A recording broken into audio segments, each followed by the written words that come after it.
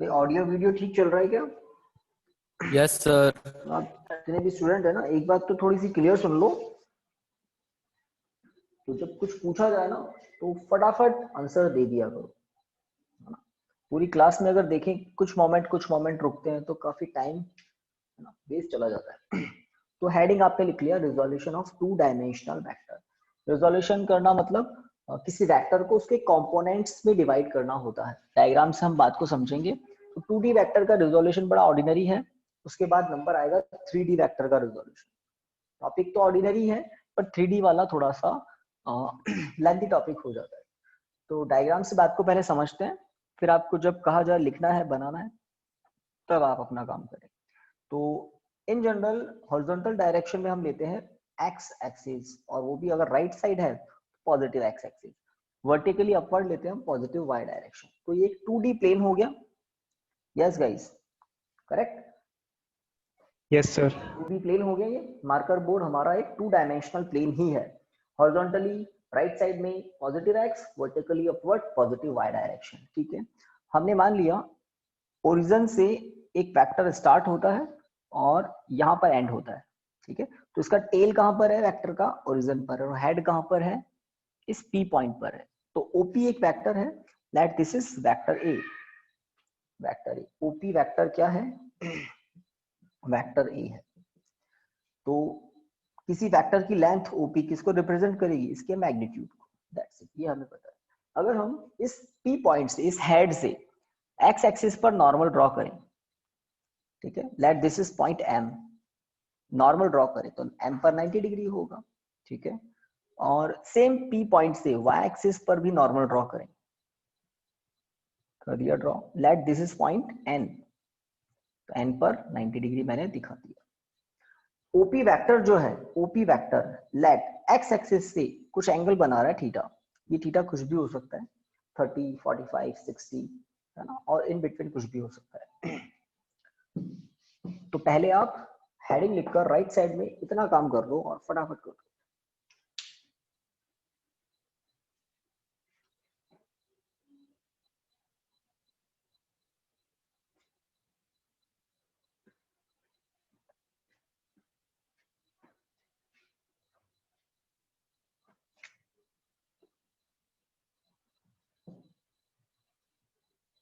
Resolution of a 2D vector. किसी एक 2D vector का हम रिजोल्यूशन कर रहे हैं। अब कौन है? वंदना।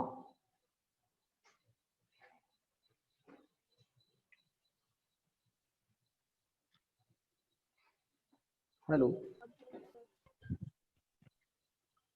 यस वंदना, आवाज आ रही है? Yes sir. ओके, इतना लेट कैसे? सर वो नेटवर्क प्रॉब्लम थी।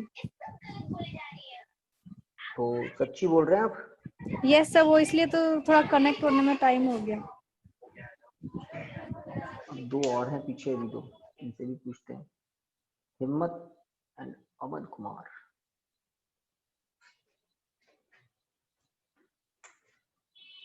गाइस डन, है ना, बड़ा इजी काम कर रहे हैं अभी स्टार्टिंग में। जल्दी बताइए, हो गया? Yes yes sir. Sir. Done, okay.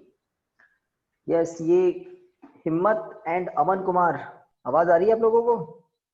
अभी जो आए हैं जस्ट। कवन ब्रैकेट में क्या लिखा हुआ है? हिटमैन। Very good. तो आप लोग ये हिटमैन भाई साहब लेट कैसे हो गए? टेस्ट तो बहुत अच्छा दिया था आपने। सर वो आज मैं क्या ना इसलिए। यस गाइस, तो आप थोड़ा सा मोमेंटम पकड़ते हैं गाड़ी में। और आपकी जो क्लास है, मेरी लास्ट क्लास है, तो पीछे कोई क्लास नहीं है तो कोई दिक्कत नहीं है। यस, तो डायग्राम हमने बना लिया। ए क्या है? एक 2 डायमेंशनल वेक्टर है। इस मार्कर बोर्ड के प्लेन में लाई कर रहा है ये A vector. Why? Because x axis y axis दोनों इस मार्कर बोर्ड के प्लेन में है। That means X Y plane marker board का प्लेन है। ठीक है, तो टेल क्या है वेक्टर की? ओ है, ओरिजिन को कांटेक्ट में है, और हेड है पॉइंट पी। तो वेक्टर के हेड से, पॉइंट पी से एक्स एक्सिस पर नॉर्मल ड्रॉ किया, पीएम दिख रहा है आपको। वाई एक्सिस पर नॉर्मल ड्रॉ किया, पी एन वो भी दिख रहा है आपको। तो ओ से पी तक का डिस्टेंस क्या होगा?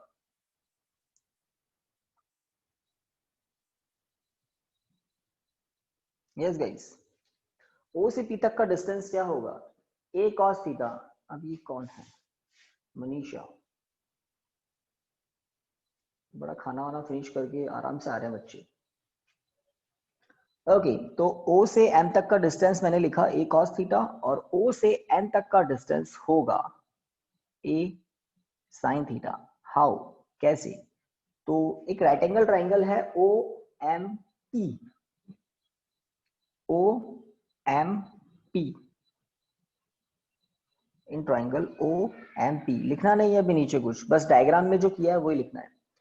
इस राइट एंगल ट्राइंगल में हम cos थीटा देखें तो cos होता है base upon hypotenuse, then same triangle में sin थीटा देखें तो sin थीटा होता है परपेंडिकुलर अपॉन हाइपोटेनस। तो आपको Pm की वैल्यू मिलेगी A sin थीटा, Pm की वैल्यू, और अगर Pm A sin थीटा है तो ON A sin थीटा ही होगा, ठीक है। तो चलिए डायग्राम के बाद लिखिए, consider a 2D vector, consider a 2D vector A, vector लगा देना A के ऊपर। कंसीडर अ 2D वेक्टर, है ना, वेक्टर A, ठीक है, which starts from origin, which starts from origin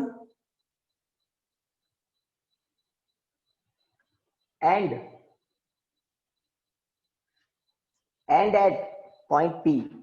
फटाफट लिखिए, which starts at origin and at END and at point P, full stop। The vector makes theta angle with, full stop के बाद लिखिए, the vector makes theta angle with positive x direction as shown in figure। The vector makes theta angle with positive x direction as shown in figure। हो गया complete यहां तक? Yes, sir. चलिए अब इस पैराग्राफ के नीचे लिखिए, from figure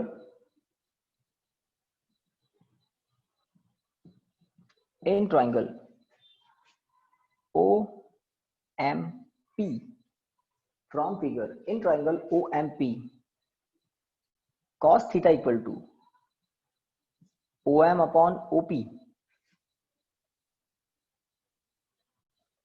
cos theta equal to OM upon OP, so OM equal to OP cos theta, so OM equal to A cos theta।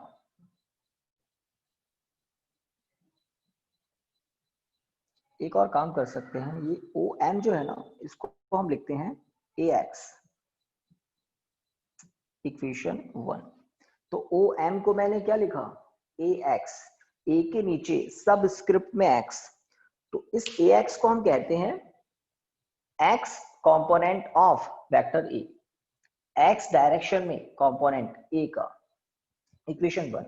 हाँ पुरानी बात थी इसलिए मैंने ज्यादा नहीं बताया, OP को मैंने क्या लिखा है?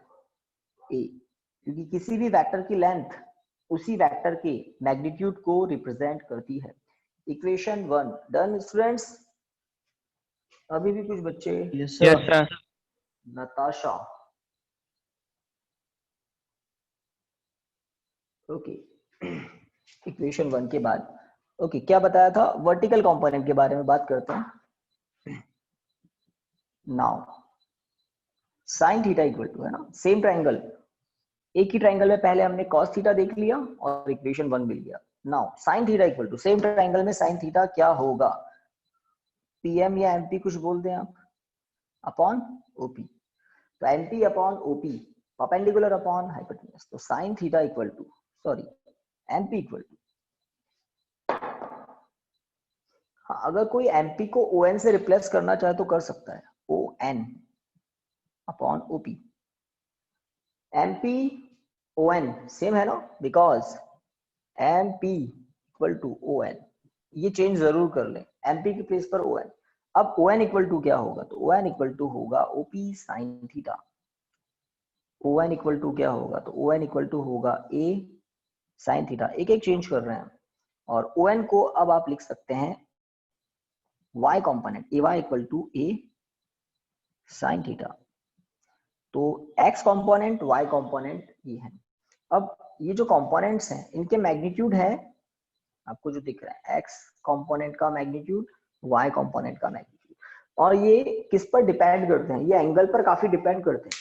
आप देखिए हॉरिजॉन्टल कंपोनेंट मतलब x कंपोनेंट थीटा के कम होने पर बढ़ता है, ट्रू। x कंपोनेंट थीटा जैसे जैसे कम होगा x कंपोनेंट बढ़ेगा, cos थीटा है ना यहाँ पर। और जैसे जैसे x कंपोनेंट बढ़ेगा वैसे वैसे y कंपोनेंट रिड्यूस होता जाएगा, साइन है यहाँ पर, थीटा के रिड्यूस होने पर ए वाई रिड्यूस होगा। और इसका उल्टा, अगर थीटा को इंक्रीज करें तो x कंपोनेंट रिड्यूस होगा, y कंपोनेंट इंक्रीज होगा, है ना। तो इक्वेशन 1 2 आ गया। अब टॉपिक को एंड कीजिए। On squaring and adding equation 1 and 2, on squaring and adding equation 1 and 2। Nilesh आवाज आ रही है? नीलेश कुमावत आवाज आ रही है?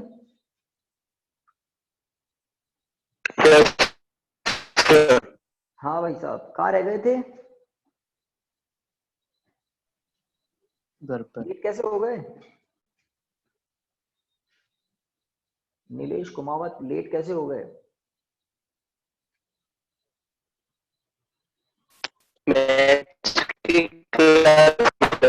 कोचिंग के मैथ की क्लास थी आपकी, प्रतीक सर की। टाइम क्या है उनका? उनका तो 7 to 8 है आई थिंक, जहां तक मुझे पता है। Yes sir. और हमारी क्लास वो सर 5 मिनट ज्यादा ले लिए थे सर। 5 मिनट या 17 मिनट, चलो खैर। इक्वेशन 2 हो गया। अब मैंने आपको एक बड़ा काम कहा था, on squaring and adding equation 1 and 2 we get. तो देखते हैं क्या होगा।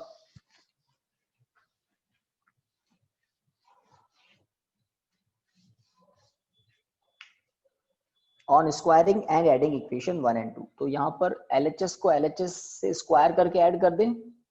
इक्वेशन 1 और 2 के LHS, इसका स्क्वायर प्लस इसका स्क्वायर। RHS में देखें तो a स्क्वायर तो बाहर लिख दे और अंदर लिखें cos square theta plus sine square theta. तो this is the expression we get after squaring and adding equation 1 and 2।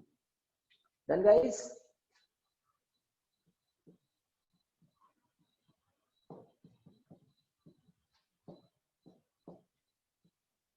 तो ये एक रिजल्ट है कि अगर आपको किसी 2D वेक्टर, ध्यान दें, किसी 2D वेक्टर के कंपोनेंट गिवन हो, x कंपोनेंट y कंपोनेंट, और आपसे वेक्टर का मैग्नीट्यूड पूछ ले, तो ये रिजल्ट है ax square plus ay square in under. कोई दिक्कत तो नहीं है किसी को, है ना। ये आप क्या कर देते हैं, 1 x स्क्वायर प्लस y, है ना, cos square theta plus sine square theta 1, और है ना साइड कभी भी चेंज कर सकते हैं हम। ए स्क्वायर इक्वल टू क्या हो जाएगा, A X square plus A Y square. This is the result. तो ये है मैग्नीट्यूड किसी 2D वेक्टर का। कब? जब आपको कंपोनेंट्स पता हो, एक्स कंपोनेंट क्वेश्चन में गिवन हो, वाई कंपोनेंट क्वेश्चन में गिवन हो, तो आप मेन वेक्टर का मैग्नीट्यूड फॉर्मूले से पता कर सकते हैं। ओके, डायरेक्शन की बात करें तो डायरेक्शन कैसे पता करते हैं? इक्वेशन 2 को इक्वेशन 1 से डिवाइड कर दो तो आपको theta equal to tan inverse A Y upon A X मिलेगा। देखते हैं कैसे।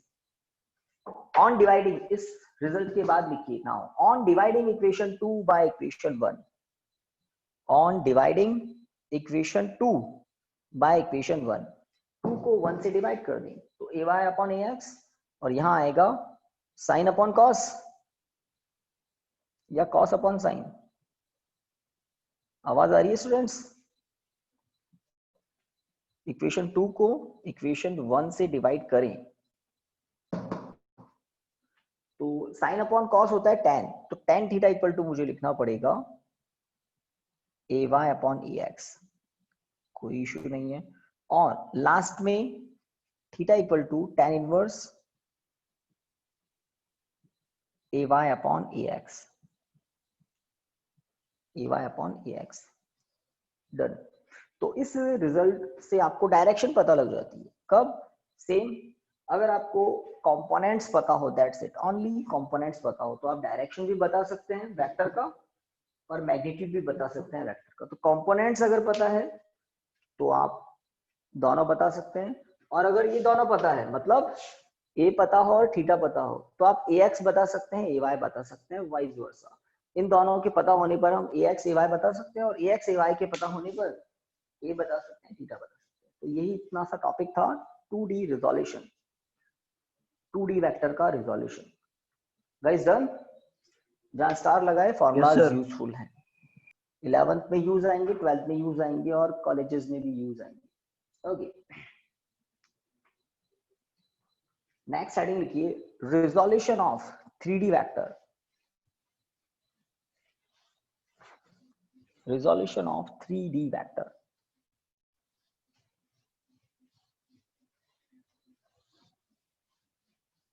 थोड़े थियोरेटिकल टॉपिक ये हो जाए, फिर हम काफी न्यूमेरिकल्स कर पाएंगे और बहुत अच्छे न्यूमेरिकल।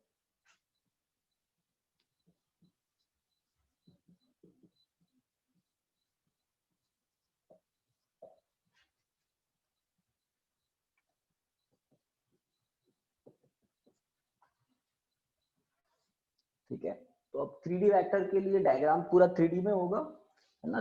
2D में तो आपको कुछ ज्यादा बताना ही नहीं पड़ा, मार्कर बोर्ड खुद 2D है, और 3D में आप जिस रूम में बैठे हो उस रूम की कुछ हेल्प लेनी पड़ेगी आपको। अगर आप मेरे सामने होते, क्लासरूम पूरा होता, तो कराने का कुछ अलग मेथड होता है मेरा ये, बट अब देखते हैं आप कैसे इसको कर पाते हैं। तो एक मैं क्यूबॉइड बना रहा हूं, जैसा कि आप देख पा रहे होंगे, क्यूबॉइड, है ना। यहाँ पर तो कुछ रेनी सीजन लग रहा है। आप बताइए, वीडियो तो ठीक चल रहा है ना आपके उधर? Yes, sir. Yes, sir. चलिए, तो ओ पॉइंट, चलिए ओ ही दे देते हैं ओरिजिन के लिए। तो ये मैंने बढ़ा दी एक्स डायरेक्शन, देखते हैं कौन कितना 3D में सोच पाता है। ये Y direction, this is Z direction. X Y Z तीनों म्यूचुअली परपेंडिकुलर होते हैं, एक दूसरे के परपेंडिकुलर। गाइस बॉक्स बना दो, और हो जाए तो मुझे बताना।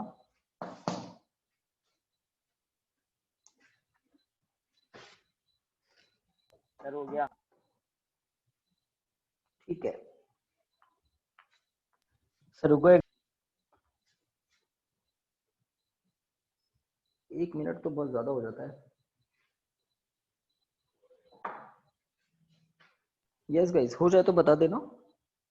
और है ना, कुछ लोग जरूर अपने घर पे उल्टे बॉक्स बना रहे होंगे। उल्टे मतलब ये क्यूबाइड जो है ना, कुछ ऐसे भी बनता है, बट आपको मैं एडवाइस दूंगा, अगर एक बार गलत हो गया है तो उसको कट करके नया बना लेना। कैसा नहीं बनाना है वो बता रहा हूं मैं, ऐसा नहीं बनाना है ना, ऐसा नहीं बनाना है।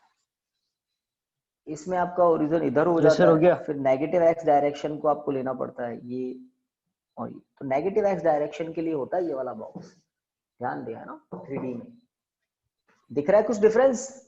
3D में ये ओरिजिन है, इसमें ओरिजिन आपको इधर दिखेगा ही नहीं।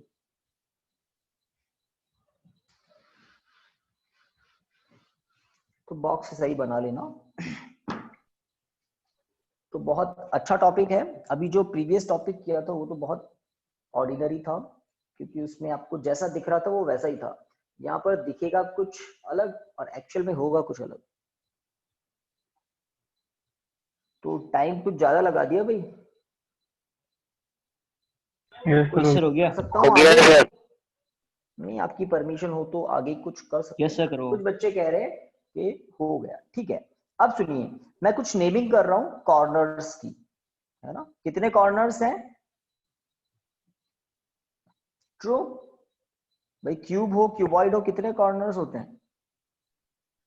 8 कॉर्नर्स होते हैं। तो इनकी 8 कॉर्नर्स की नेमिंग हम कुछ कर देते हैं। लाइक ये ओ है, यहां पर हम लिख देते हैं A B C, O A B C.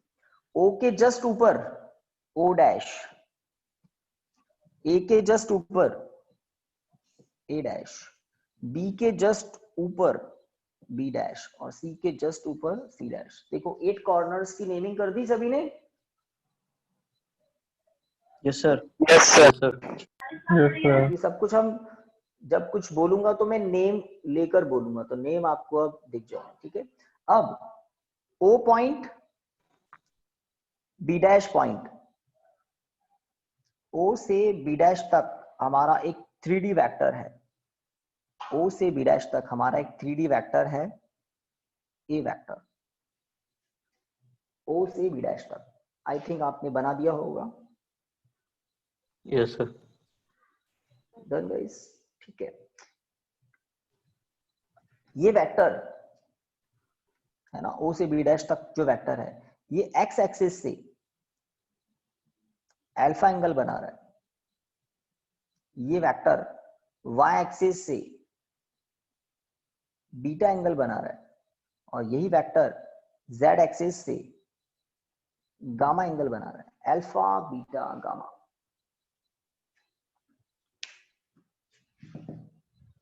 तो 3D में सोचें, जेड एक्सिस कहां होती है? तो इस मार्कर को देख लें, जेड एक्सिस परपेंडिकुलरली आपकी तरफ होती है, देख रहे हैं ना। तो मार्कर बोर्ड का लिमिटेशन है ना। आप 2D मार्कर बोर्ड पर 3D डायग्राम दिखा रहे हैं तो कैसे दिखाएंगे? ऐसे दिखाएंगे। और एक्चुअल में ये एरो किसको बता रहा है? ये जो है इसकी शेड है ना, इसकी एक शेड को बता रहा है। तो एक्चुअल में जेड एक्सिस आपकी तरफ है, एक्स एक्सिस ये है, वाई एक्सिस ऊपर है, जेड एक्सिस आपकी तरफ है, ठीक है। तो अगर आप किसी रूम में हैं तो उस रूम के किसी एक कॉर्नर को आप देखें, भाई देखें, अभी जो बोल रहा हूं ना वो करना भी है आपको।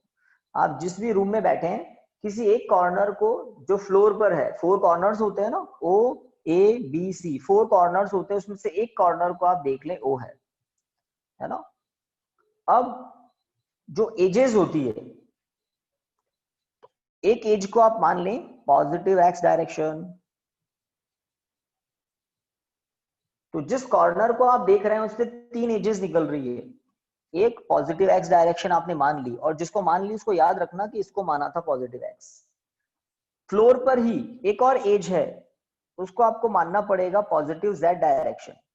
फ्लोर पर ही एक और है ना, जिस कॉर्नर को आपने सेलेक्ट कर लिया ओरिजिन, उसका ध्यान रखना, उससे एक एक्सिस को आपने मान लिया पॉजिटिव एक्स एक्सिस, दूसरे को मान लिया नेगेटिव जेड एक्सिस।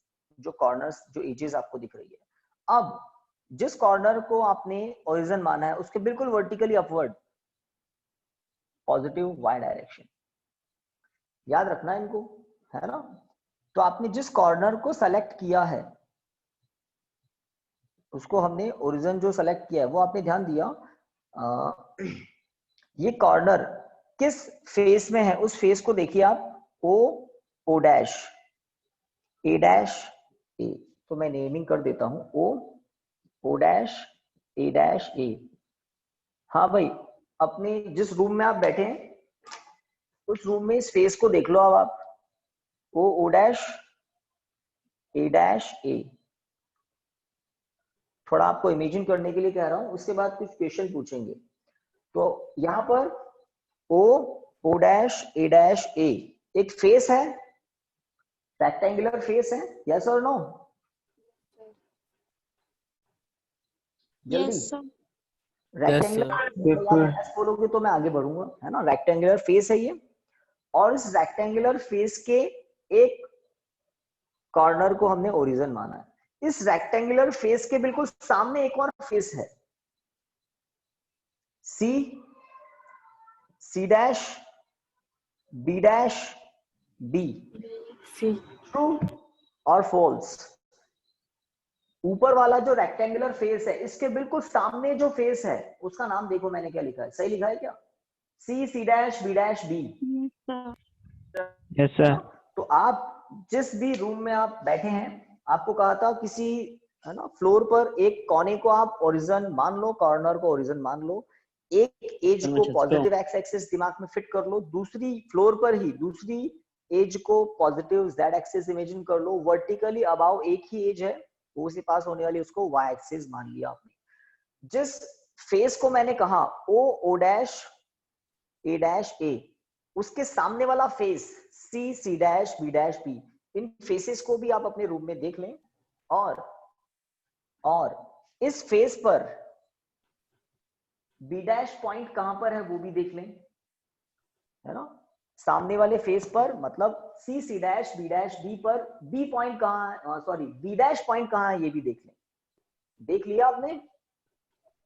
तो ओ से बी डैश को कनेक्ट करने वाली जो लाइन है, तो आप जिस रूम में बैठे हैं वो इस रूम की सबसे लॉन्गेस्ट साइड होगी,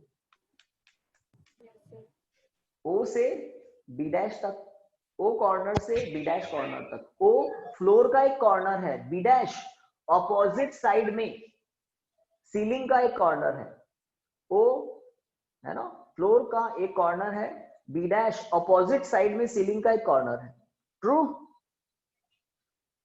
Yes, sir. तो ओ बी डैश क्या है? Diagonal of cuboid. O B dash क्या है? Diagonal of cuboid. ठीक है, तो ये आपने जो इमेजिन किया ये बड़ा काम आएगा। अब देखिए कुछ नॉर्मल्स ड्रॉ करने हैं आपको। देखिए क्या बी डैश वेक्टर ए का हेड है, हेड पॉइंट है, और ओ क्या है? टेल है। बी डैश पॉइंट से आपको नॉर्मल ड्रॉ करने हैं, कहां पर? एक्स एक्सिस पर, वाई एक्सिस पर। चलिए एक्स एक्सिस पर कीजिए आप तो सबसे पहले। तो बी डैश पॉइंट से मैंने एक्स एक्सिस पर नॉर्मल ड्रॉ किया है, कर दिया। एक्स एक्सिस पे करना है ना, ये है एक्स एक्सिस, ओ से ये जो जा रही है ना, ये एक्स एक्सिस है। Guys done? Yes, sir. हो गया काम? ठीक है। Join O to B, B को ओ को ज्वाइन कर ले। तो आप जिस फ्लोर में बैठे हैं ओ से बी को कनेक्ट कर ले। और आपको कहा था याद रखना है किसको ओ माना है आपने।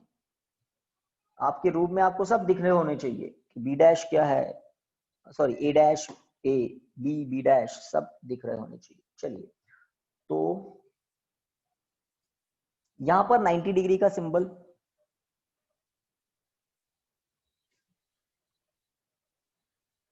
ठीक है। बताइए ये एंगल कितना होगा? ये एंगल कितना होगा? यहां पर कितना डिग्री होगा? कोई बोला नहीं। 90। भाई 90 डिग्री तो होगा। ओ ए बी सी ये वो फ्लोर है जिसमें हम रहते हैं, और रूम का है ना ये एरिया है। और रूम इन जनरल कैसे होते हैं? रेक्टेंगुलर होते हैं। तो रेक्टेंगल के हर कॉर्नर पर एंगल कितना होता है? 90 डिग्री। 90 डिग्री ही होता है ना।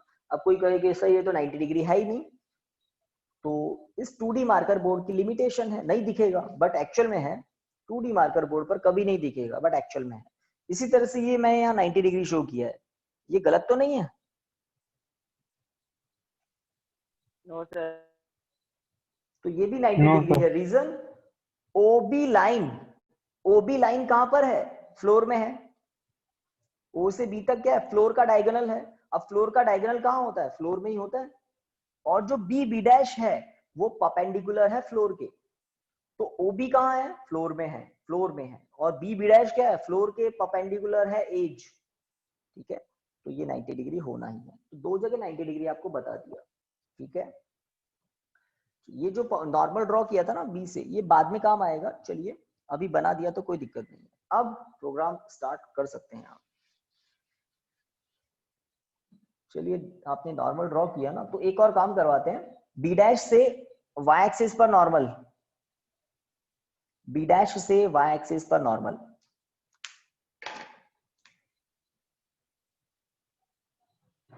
ये नॉर्मल ड्रॉ किया, तो वाई एक्सिस पर नॉर्मल ड्रॉ किया है ना, इसलिए 90 डिग्री।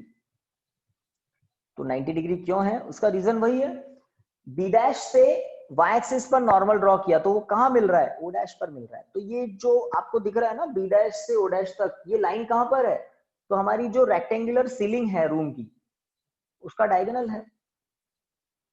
रूम की जो ऊपर रेक्टेंगुलर सीलिंग है उसका डायगोनल है बी डैश ओ डैश। तो सीलिंग इस वाई एक्सिस के परपेंडिकुलर है, या वाई एक्सिस सीलिंग के परपेंडिकुलर है, तो इस बी डैश ओ के भी परपेंडिकुलर है। ठीक है, दो नॉर्मल ड्रॉ कर दिए, बी डैश से एक्स एक्सिस पर नॉर्मल ड्रॉ किया, बी डैश से वाई एक्सिस पर नॉर्मल ड्रॉ किया। अगर आप बी डैश से जेड एक्सिस पर नॉर्मल ड्रॉ करेंगे तो वो कहां मिलेगा, पॉइंट बताइए मुझे कोई एक जना। बी डैश से जेड एक्सिस पर नॉर्मल ड्रॉ करेंगे तो वो कहां मिलेगा, C. सी पर मिलेगा, सी पर मिलेगा। बिल्कुल सही बात है। आप अपने रूम में देखो, बी डैश पॉइंट कहां है आपको पता, बी डैश पॉइंट कहां है आपको पता, जेड एक्सिस कौन सी है आपको पता, और बी डैश से जब जेड एक्सिस पर नॉर्मल ड्रॉ करोगे तो वो किस प्लेन में होगा, इस प्लेन में होगा। और एक्चुअल में क्या होगा, वो इस प्लेन का डायगोनल होगा, सी सी डैश बी का डायगोनल होगा। तो बिल्कुल बी डैश से सी डैश तक एक लाइन होगी। अब 3D में इसलिए मैं बनाना नहीं चाह रहा था, बट बना दी। ठीक है, तो O से C तक, और ये 90 डिग्री होगा, वो फिर नहीं दिखेगा आपको, कोई बात नहीं। तो O से C तक क्या होता है, तो O से C तक होता है वेक्टर A का Z कंपोनेंट। O से A तक क्या होता है, तो O से A तक होता है वेक्टर A का X कंपोनेंट। O से O डैश तक क्या होता है, तो O से O डैश तक वेक्टर A का Y कंपोनेंट। तो किसी भी वेक्टर के हेड से, है ना, कार्टेशियन कोऑर्डिनेट सिस्टम की जो एक्सिस होती है उस पर नॉर्मल ड्रॉ कर दें, तो नॉर्मल वाले पॉइंट से ओरिजिन तक का डिस्टेंस क्या होता है, कंपोनेंट। वेक्टर A का X कंपोनेंट, वेक्टर A का Y कंपोनेंट, वेक्टर A का Z कंपोनेंट। 3D वेक्टर है तो तीनों डायरेक्शन में इसके कंपोनेंट मिलेंगे।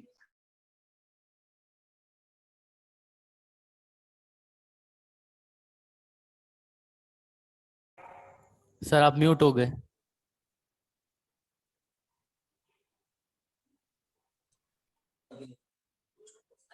आवाज आ गई गाइस, म्यूट हो गया था कुछ मोमेंट, है ना। Yes sir. तो आपका रूम आपके लिए अभी बहुत यूजफुल है, क्योंकि 3D में आप रूम को देख सकते हैं। मार्कर बोर्ड पर भी वही बना रहा हूं मैं, बट कुछ बच्चों को यहाँ पर एंगल में प्रॉब्लम हो सकती है, बट 3D में जब आप सोचेंगे तो बात समझ में आएगी। मैंने काफी कुछ क्लियर कर दिया। सी डैश बी रूम का एक फेस है, उस फेस में बी डैश पॉइंट से सी तक आप लाइन ड्रॉ करें तो वो किस फेस में है, सी डैश बी इस फेस में है। और यहाँ पर वो लाइन जेड एक्सिस को कैसे मिलेगी, 90 डिग्री पर मिलेगी। खैर, तो ये काम हो गया। आपको अपने अपने डायग्राम्स में बनाना है O से लेकर A तक AX, O से लेकर O डैश तक AY, और O से लेकर C तक AZ।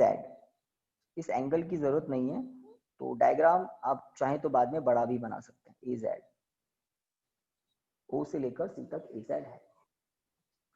तो अगर O से लेकर C तक AZ है तो बताइए AB की लेंथ कितनी होगी, AZ ही होगी। A डैश B डैश कितना होगा, AZ ही होगा। O डैश C कितना होगा, AZ ही होगा। भाई क्यूबॉइड की अगर एक जगह विड्थ आपको बता दे AZ है, तो यहाँ भी AZ है, यहाँ भी AZ है, यहाँ भी AZ है।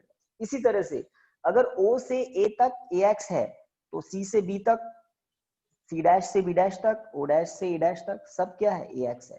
और हाइट O से लेकर O डैश तक हाइट क्या है, Y डैश है। तो इसका मतलब B से B डैश तक Y डैश है, A से A डैश तक, C से C डैश तक सब Y डैश है। 3 प्लेसेस पर आपको लिखनी थी जहां पर हमने नॉर्मल ड्रॉ किए हैं, ए पर, ओ डैश पर, सी पर। यस गाइस, तो डायग्राम का काम हो गया, अब काम आसान है। तो मुझे बताइए, आपको एक राइट एंगल ट्राइंगल दिख रहा है क्या? नेम है O A B. In triangle O A B, guys दिख गया? फ्लोर में ही है O A B. Yes sir. Right angle triangle O A B, right angle triangle O A B. Guys name लेके पूछना पड़ेगा क्या? जल्दी जल्दी, क्योंकि मैं कुछ बात पूछने वाला हूं। Right angle triangle O A B, O A B. तो जब दिख जाए तो बता देना भाई, फिर आगे चलेंगे हम, है ना? वेट कर रहा हूं मैं। Yes, sir. Yes sir. बस, और किसी को नहीं दिखा ओ ए बी? है ना? तो थोड़ा सा मौन Yes, तोड़ो sir. अपना और यस बोलना है बस। Yes. हाँ, तो मैं अब नाम लेकर पूछता हूँ, यस सर। है ना? तो Yes, sir. लक्ष्य शर्मा, आवाज आ रही है? Yes, sir. ओके लक्ष्य, तो बताइए इस राइट एंगल ट्राइंगल में 90 डिग्री कहां पर है? Sir, A पे। बिल्कुल सही, ए पर 90 डिग्री है ना? और ओ बी क्या है? हाइपोटेन्यूज है, बिल्कुल ठीक है। तो इस राइट एंगल ट्राइंगल में आप O B square equal to क्या लिखेंगे? O A square plus A B square. True. तो राइट एंगल ट्राइंगल में 90 डिग्री कहां पर है? ए पर है। इसका मतलब हाइपोटेन्यूज क्या है? ओ से लेकर बी तक। तो hypotenuse square equal to perpendicular square plus base square. Done. O B square equal to, O B square equal to A X square plus A Z square. बताइए सही है क्या? ओ से ए तक ए एक्स है, yes sir. और A से B तक ए जेड है। आपको बताया था ना, ओ से सी तक अगर ए जेड है तो ये सब क्या है? ये सब ए जेड है। Equation 1, equation 1 done. Yes sir. Yes, sir. ठीक है। Now in triangle, now in triangle O B B dash, तो पहले तो वही बात दिख तो गया ना, ओ बी बी डैश कैसा ट्राइंगल है ये? मतलब इज इट राइट एंगल और not? Yes, sir. Right. Yes, right angle है। तो Yes. राइट एंगल है, तो राइट एंगल कहां पर है? बी पे।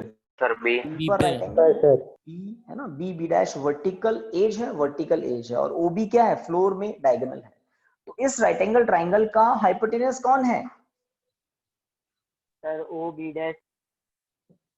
ओ बी डैश। तो प्रोग्राम चालू करो।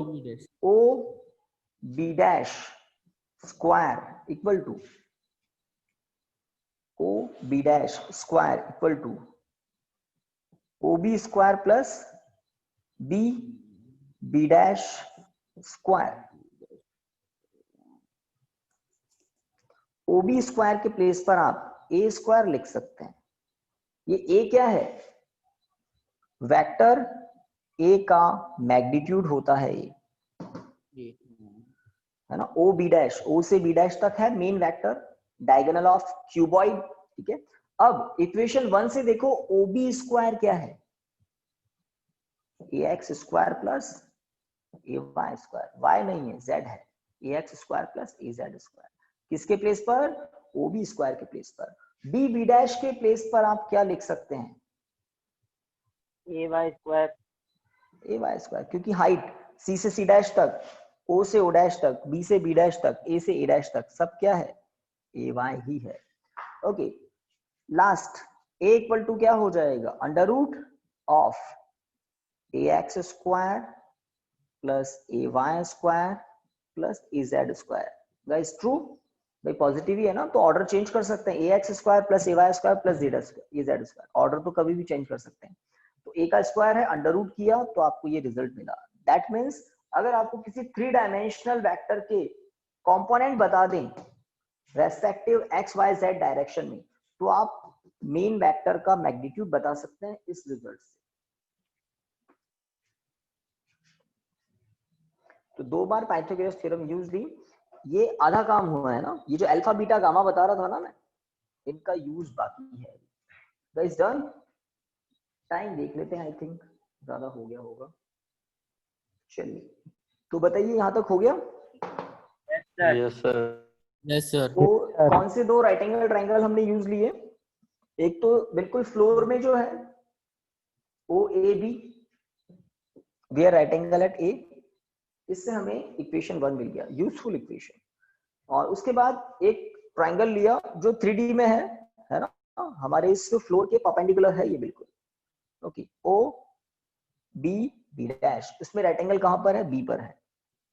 तो पाइथागोरस थ्योरम से और फिर वैल्यू पुट कर दी, कुछ डायग्राम से देखकर और कुछ इक्वेशन 1 से देखकर, और ये रिजल्ट आ गया। अब मैं कह रहा हूं कि अगर वेक्टर ए एक्स एक्सिस से अल्फा एंगल बना रहा है, तो क्या ए एक्स को ऐसा लिख सकते हैं क्या? बताइए। Yes sir. Yes sir. A vector X axis से अल्फा एंगल बना रहा है, तो एक्स डायरेक्शन का कंपोनेंट क्या होता है? ये होता है। सेम अगर ये ए वेक्टर वाई एक्सिस से बीटा एंगल बना रहा है, तो ए वाई इक्वल टू देखो कैसा लिखते हैं, ए कॉस बीटा, क्योंकि जहां से एंगल बनता है उस डायरेक्शन में कॉस आता है प्रीवियस टॉपिक की नॉलेज से। जहां से एंगल बनता है उस डायरेक्शन में कॉस आता है प्रीवियस टॉपिक की नॉलेज से। अब एंगल y एक्सिस से बन रहा है बीटा, तो y डायरेक्शन में कॉस आ जाएगा और एंगल बीटा है। अगर एंगल वो गामा वाला आपने बनाया था ना, z एक्सिस से वेक्टर गामा एंगल बना रहा है, तो ए जेड इक्वल टू क्या होगा? ए कॉस गामा। और इन तीनों इक्वेशन को, इक्वेशन 1, या यहां पर हमने इक्वेशन 1 दिया था, ये इक्वेशन 2 है, और ये इक्वेशन 3, इक्वेशन 4, इक्वेशन 5, इक्वेशन 3, 4, 5 को स्क्वायर करके ऐड करें तो देखते हैं क्या होगा। तो इक्वेशन 2 के बाद लिखिए फ्रॉम फिगर,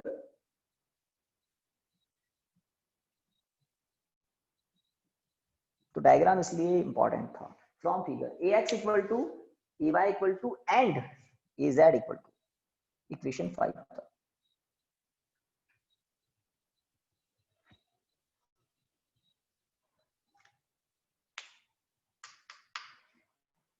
हो गया क्या? बस 2-3 मिनट्स। Yes sir. ठीक है, यस सर। 2 to 3 मिनट्स और आपको बस रुकना है। इक्वेशन 4, इक्वेशन 5, इक्वेशन 6, और ये लिखे कहां से हमने? प्रीवियस टॉपिक की नॉलेज से, कि किसी भी वेक्टर है ना का किसी एक्सिस से एंगल बन रहा है तो उस डायरेक्शन में कॉस आता है, और एंगल देख लेते हैं हम कितना बन रहा है।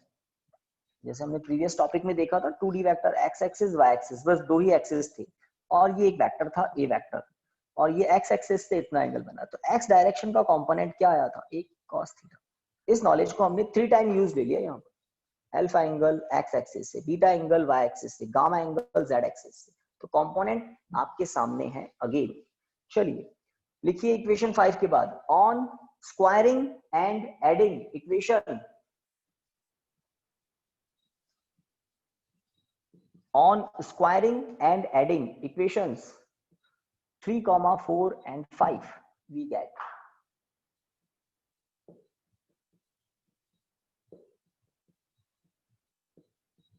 on squaring and adding equation 3, 4 and 5, we get